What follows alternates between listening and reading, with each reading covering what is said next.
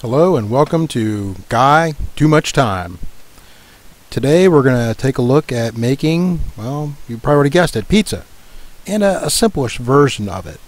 And I'm using a bread maker which is going to help make that simpler.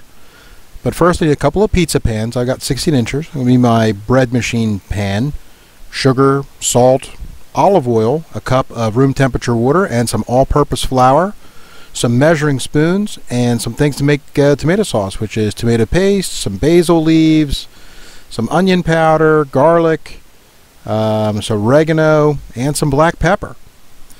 So how we're going to get started here? Well, first I'm going to go ahead and steal my wife's, I guess it's called a pastry board. It's going to make it really easy to actually shape the pizza on. So we're going to start with 1 cup of room temperature water. We're going to pour that into our bread machine pan, and the liquid goes first. Then we're going to go 1 teaspoon of sugar. And next we're going to go ahead and add, I believe it's, 1 teaspoon of salt. As I understand it, that helps regulate the amount of rising that the yeast can do once they combine. And then we're going to go ahead and add 1.5 tablespoons of olive oil. I know it looks like it's 2, but it's really just 1.5. I'm leaving a little bit of oil in the bottom of that tablespoon, which I'll use later. Next, I'm going to go ahead and add 3 1/3 cups of all-purpose flour. And I'm going to make a little hole in the top for my yeast. I'm using 1 1/3 teaspoons of active dry yeast. Okay, now next, after we do that, you'll never guess what comes. That's right, we plop it into our bread machine and we close it. And while I'm here, this should make enough for 2 pizzas, 2 14-ounce pizzas. Now, notice that I'm actually going to a setting that's going to take 1.5 hours to make this dough. But it's actually going to be pretty good dough at the end of it. So that's going to give us a lot of time to chop up our vegetables and make sure we're good and prepared. I happen to have a green pepper. Now, my son wanted to give a shot at actually cutting here. And, well, I probably should have started him off with the actual correct way of doing this with even the correct knife. But he did eventually get it done. And what he left behind for the rest of us, because he ate it awful lot too. So notice that there's that tablespoon that had a little bit of olive oil. And I'm going to use that to scoop out my tomato paste. And I'm actually going to scoop out here 5 heaping tablespoons of tomato paste.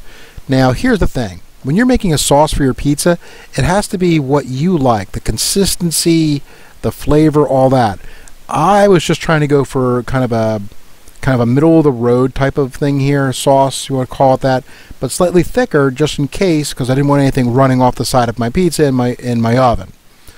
Now, in my opinion, I probably could have done a little bit more with this, make it a little more liquidy, because there's me adding some water to kind of thin it out and some seasonings, and essentially added 10 tablespoons of water to this, 2 more tablespoons of tomato paste, half a teaspoon of basil, half a teaspoon of oregano, 1/4 teaspoon garlic, 1/8 teaspoon onion powder, and 1/8 teaspoon black pepper. It actually really did smell quite good. Mostly what I was trying to do is get the consistency of the sauce about where I wanted it. So you might want yours thicker, or you might want it thinner. Just add more or less water and or tomato paste. And again, same with the seasonings. You can add what you like. Really simple. So next thing I wanted to do is, right when the bread machine finished, I want to go ahead and get that oven preheating to 375, because my oven can take some time to, get up to temperature. And you might want to do that too, just to make sure. So I take out my pizza dough, put it onto the floured pastry board. I flip it a little bit. Ooh, there was a little piece of uncooked pasta, or it's not pasta, but dough there. I'm going to cut this in half, because my goal is to make 2 pizzas out of this, roughly 2 14-ounce pizzas. Now, honestly, after working with this, and I've done this once this way, I can say I think I could have made 16-inch pizzas out of this if I'd been willing to roll them out a little bit more. And you'll notice that my shape here is not the best. Here again, this was the first time doing this. Now, relatively simple. I just kept pushing out to the side. It's very elastic, so it definitely wants to kind of come back on you. So I kept flipping it and kind of stretch it out more and more. Now again, this was the first one that I did, and I definitely could have gone a lot more with it. I kind of used the guidelines there to get to be about 14 inches, which is what I was really trying to do. But you can see my pans there could have easily accommodated 16 inches, which is what I'll definitely try to stretch these out to being. And again, I'm just trying to push it out with my hands, trying to make it a little bit have more of a crust. I'm actually poking it with a fork here. Why are you poking it with a fork? I'm really not sure. I've seen people just poke like doughy things that they're going to cook with a fork. Seemed like a thing to do. Here's the second pie. I actually started with that more in a round shape, and I think I had a little bit more of a hang of it here. I just sort of kept flipping it around, then going in an X with the rolling pin to make sure I maintained sort of that circle. Anything got too wide one way or the other, I just roll it again, and then I would, at the end of that, once I got where I was happy with the shape, I just brought it over to the pan again, sort of pushed it out. And again, we're going to go ahead and poke that with the fork. Why? I'm really not sure. I'm not sure if it's even necessary, but I think it makes me look like I know what I'm doing more, and therefore that's got to be a good thing, right? Well, either way, that's what I did here. Next, I had to plop these into the oven to get them somewhat cooked before I actually put the pizza on them. Mainly because I don't really have a pizza oven that has that kind of even temperature. Now, I'm actually cooking this at 380 degrees for 15 minutes, only because I have slight variation in my oven. Now, when they're very, very lightly golden brown is actually when you'll take them out and use them. Now, the one on the bottom actually wasn't quite light golden brown, but the one on the top was, which you'll see in just a second. You'll see some peaks of golden brown. Now, you're going to put your sauce in there. I use a ladle to spread it because, just plop it down. You can use the ladle to spread it around. Here again, you can see that my sauce is really thick here.